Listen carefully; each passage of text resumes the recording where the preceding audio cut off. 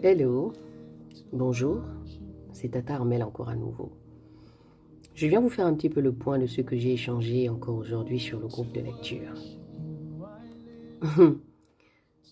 Mais j'aimerais partager avec vous en fait un chapitre dans Matthieu 6 au verset 33.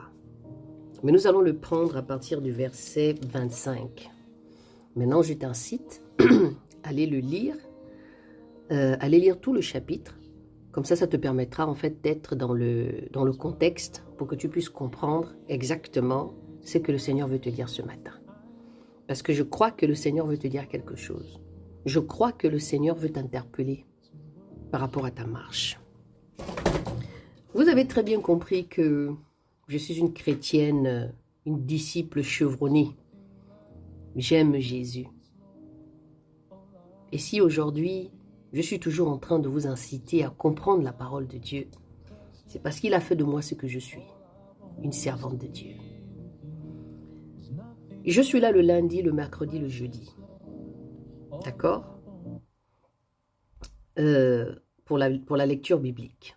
Et le vendredi, on est là autour de la prière.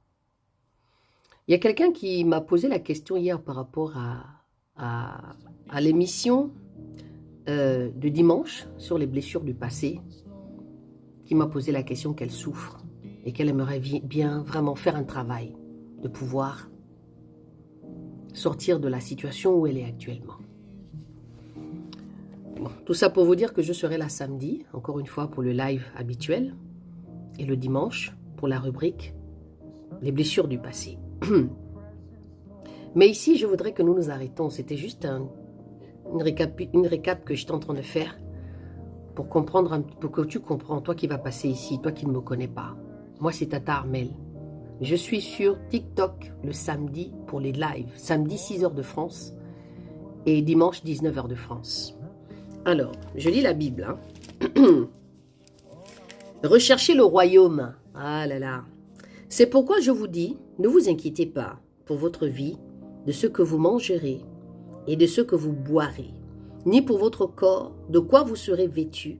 La vie n'est-elle pas plus que la nourriture, et le corps plus que le vêtement? Considérez les oiseaux du ciel, car ils ne sèment ni ne moissonnent, ni n'assemblent dans les greniers. Et cependant, votre Père céleste les nourrit. N'êtes-vous pas beaucoup plus excellent qu'eux?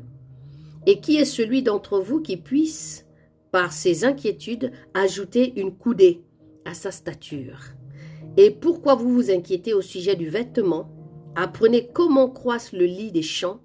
Il ne travaille ni ne file. Cependant, je vous dis que Salomon, même dans toute sa gloire, n'a pas été vêtu comme l'un d'eux. Si donc Dieu revêt aussi l'herbe des champs, qui est aujourd'hui sur pied, et qui demain sera jeté au four, ne vous vêtira-t-il pas? Amen. À plus forte raison, aux gens de petite foi. C'est-à-dire que le Seigneur est ici, est en train de nous pointer du doigt. Il nous traite de personnes qui n'ont pas assez de foi pour croire qu'il est capable de nous donner chaque chose. Il nous traite de personnes de peu de foi. Comprenez? Qui se plaignent, qui sont en train de se lamenter et ils se prétendent dire que eux, ils connaissent Jésus. C'est de cette manière-là que Jésus est en train de dire ici, homme de peu de foi. Quelle est ta foi? Est-ce que tu es réellement disciple? Est-ce que tu as fait une vraie rencontre avec Jésus? Ou bien comme ta rencontre est tellement intéressée, en fait tu n'as aucune foi en lui. Tout ce qui t'intéresse c'est lui demander seulement. Et comme tu vois qu'il ne te donne pas ce que tu veux, tu manques de foi. Alors il t'explique ici que même les oiseaux du ciel, il les nourrit. Et pourtant, ils ne sèment pas, ils ne plantent pas.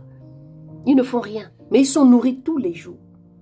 Mais toi, qui es censé être un disciple, être une identité,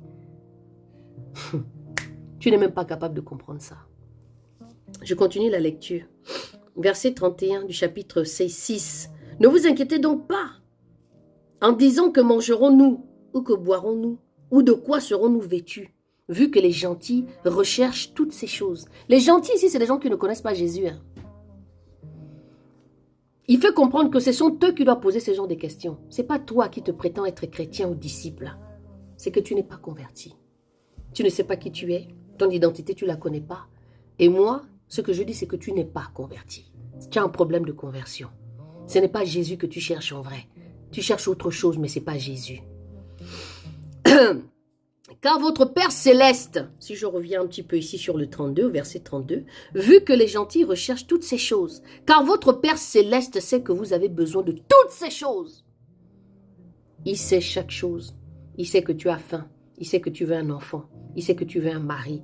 Il sait tout ça. Mais ce qu'il te demande, je vais te lire ce qu'il te demande.